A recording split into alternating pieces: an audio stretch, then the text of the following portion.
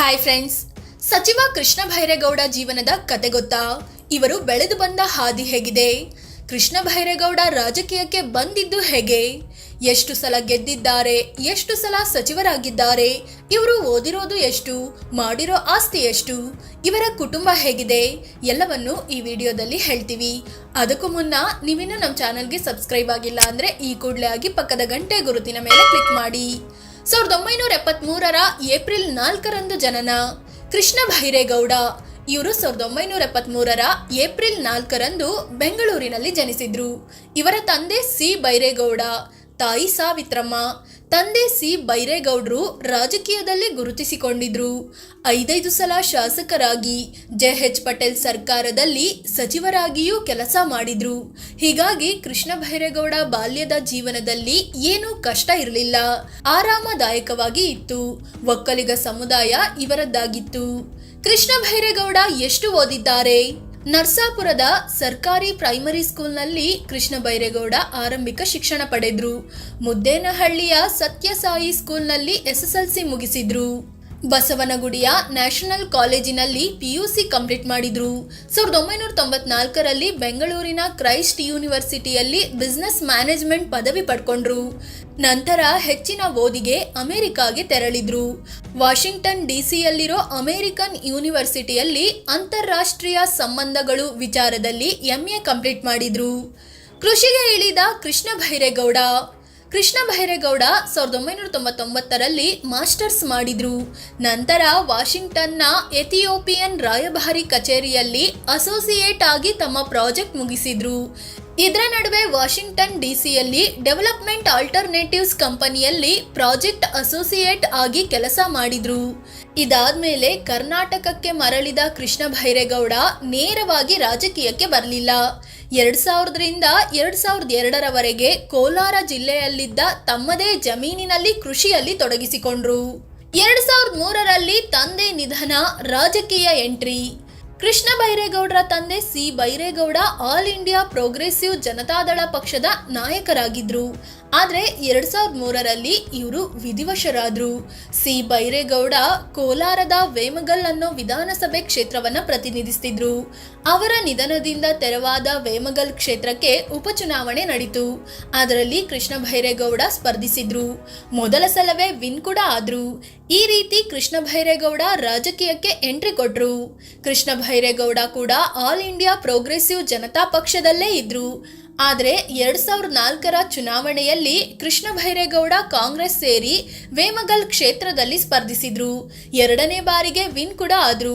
2007 ರಾಜ್ಯ ಕಾಂಗ್ರೆಸ್ ಯುವ ಘಟಕದ ಅಧ್ಯಕ್ಷರನ್ನಾಗಿ ನೇಮಿಸಲಾಯಿತು. ಬ್ಯಾಟರಾಯನಪುರಕ್ಕೆ ಗೌಡ್ರ ಎಂಟ್ರಿ. 2008 ಚುನಾವಣೆ ವೇಳೆಗೆ ಕೋಲಾರದ ವೇಮಗಲ್ ಕ್ಷೇತ್ರ ಬಿಟ್ಟು ಕೃಷ್ಣ ಬೈರೇಗೌಡ ಬೆಂಗಳೂರಿನತ್ತ ಮುಖ ಮಾಡಿದ್ರು. ಬ್ಯಾಟರಾಯನಪುರ ಕ್ಷೇತ್ರದಿಂದ ಕಣಕ್ಕೆ ಇಳಿದ್ರು. ದಾಖಲೆಯ ಮತ ಪಡೆದು ವಿನ್ ಕೂಡ ಆದ್ರು. ಇದಾದ್ಮೇಲೆ ಕೃಷ್ಣ ಬೈರೇಗೌಡ ತಮ್ಮ ಕ್ಷೇತ್ರದಲ್ಲಿನ ಸಮಸ್ಯೆಗಳನ್ನು ವೇಗವಾಗಿ ಬಗೆಹರಿಸೋಕೆ ಶುರು ಮಾಡಿದ್ರು. ಪಾರ್ಕ್, ಜಿಮ್ ಸೇರಿದಂತೆ ಅಭಿವೃದ್ಧಿ ಕಾರ್ಯಗಳತ್ತ ಗಮನ ಹರಿಸಿದ್ರು. ಸ್ಕೂಲ್ಗಳಲ್ಲಿ ಎಕ್ಸ್ಟ್ರಾ ಕ್ಲಾಸ್ ರೂಮ್, ಆಡಿಟೋರಿಯಂಗಳು ಮತ್ತು ಪಬ್ಲಿಕ್ ಟಾಯ್ಲೆಟ್ಗಳನ್ನು ನಿರ್ಮಿಸಿದ್ರು. ಬ್ಯಾಟರಾಯನಪುರದಲ್ಲಿ 2200 ಮಂದಿಗೆ ಹಕ್ಕುಪತ್ರಗಳನ್ನು ಕೂಡ ಕೊಡಿಸಿದ್ರು. 100 ಜನರಿಗೆ ಸರ್ಕಾರದ ಕಡೆಯಿಂದ ಮನೆ ಕಟ್ಟಿಸಿಕೊಟ್ರು. ಈ ರೀತಿ ಬ್ಯಾಟರಾಯನಪುರ ಕ್ಷೇತ್ರದಲ್ಲಿ ಒಂದು ಗಟ್ಟಿ ನೆಲೆ ಮಾಡಿಕೊಂಡ್ರು. 2012 KPCC ಪ್ರಧಾನ ಕಾರ್ಯದರ್ಶಿಯಾಗಿಯೂ ಕೆಲಸ ಮಾಡಿದ್ರು.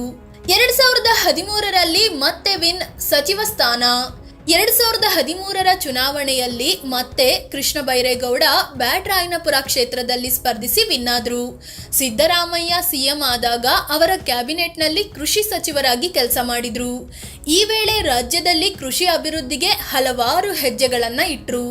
ರೈತರ ಅನುಕೂಲಕ್ಕಾಗಿ ಈ ಮಂಡಿ ಅನ್ನೋ ಕಾನ್ಸೆಪ್ಟ್ ಜಾರಿಗೆ ತಂದ್ರು. ಇದರಿಂದ ರೈತರ ಆದಾಯ 38% ಹೆಚ್ಚಾಯಿತು. ಕೃಷಿ ಹೊಂಡಗಳ ನಿರ್ಮಾಣ, ಕೆರೆಗಳ ಜೀರ್ಣೋದ್ಧಾರದತ್ತ ಕೃಷ್ಣ ಬೈರೇಗೌಡ ಗಮನ ಕೊಟ್ರು. 2018 ಚುನಾವಣೆಯಲ್ಲಿ ಬ್ಯಾಟರಾಯನಪುರದಿಂದ ಮತ್ತೆ ಸ್ಪರ್ಧಿಸಿ ಗೆದ್ದ ಇವರು ಸಮ್ಮಿಶ್ರ ಸರ್ಕಾರದಲ್ಲಿ ಗ್ರಾಮೀಣಾಭಿವೃದ್ಧಿ, ಕಾನೂನು ಮತ್ತು ಸಂಸದೀಯ ವ್ಯವಹಾರಗಳ ಸಚಿವರಾಗಿ ಕೆಲಸ ಮಾಡಿದ್ರು. 2023 ಮತ್ತೆ ಗೆಲುವು, ಸಚಿವ ಸ್ಥಾನ. 2023ರ ಚುನಾವಣೆಯಲ್ಲಿ ಕೃಷ್ಣ ಬೈರೇಗೌಡ ಬ್ಯಾಟರಾಯನಪುರದಿಂದ 4ನೇ ಬಾರಿಗೆ ಶಾಸಕರಾಗಿ ಆಯ್ಕೆಯಾದರು. ಸಿದ್ದರಾಮಯ್ಯ ಸರ್ಕಾರದಲ್ಲಿ ಕಂದಾಯ ಸಚಿವರಾಗಿ ಕೆಲಸ ಮಾಡಿದ್ರು. ಈ ವೇಳೆ ಕಂದಾಯ ಇಲಾಖೆಯಲ್ಲಿ ಈ ಖಾತಾ ಸೇರಿದಂತೆ ಹಲವು ಕ್ರಾಂತಿಕಾರಿ ಬದಲಾವಣೆಗಳನ್ನ ಜಾರಿಗೆ ತಂದ್ರು.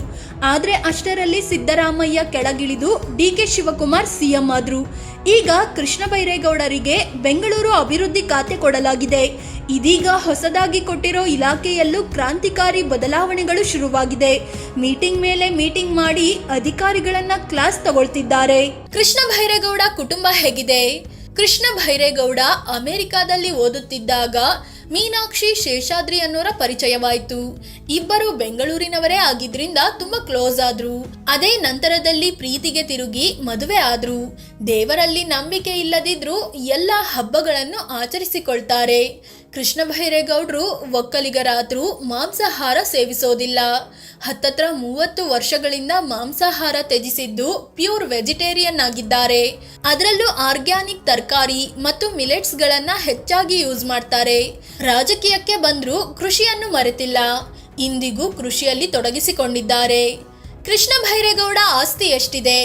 ಕೃಷ್ಣ ಬೈರೇಗೌಡ ಕಳೆದ ಚುನಾವಣೆ ವೇಳೆ ತಮ್ಮ ಆಸ್ತಿ 16 ಕೋಟಿ 70 ಲಕ್ಷ ರೂಪಾಯಿ, ಸಾಲ 95 ಲಕ್ಷ ರೂಪಾಯಿ ಅಂತ ಮಾಹಿತಿ ನೀಡಿದ್ದಾರೆ. ಪತ್ನಿ ಮೀನಾಕ್ಷಿ ಬಳಿ 380 ಗ್ರಾಂನಷ್ಟು ಚಿನ್ನ ಇದೆ. ಆದ್ರೆ ಕೃಷ್ಣ ಬೈರೇಗೌಡರ ಬಳಿ ಸ್ವಲ್ಪವೂ ಚಿನ್ನ ಇಲ್ಲ. ಇಬ್ಬರ ಬಳಿಯೂ ಒಂದೊಂದು ಕಾರು ಇದೆ. ಕೃಷಿ, ಬ್ಯಾಂಕ್ ಬಡ್ಡಿ ಮತ್ತು MLA ಸ್ಯಾಲರಿ ತಮ್ಮ ಆದಾಯದ ಮೂಲ ಅಂತ ಮಾಹಿತಿ ನೀಡಿದ್ದಾರೆ.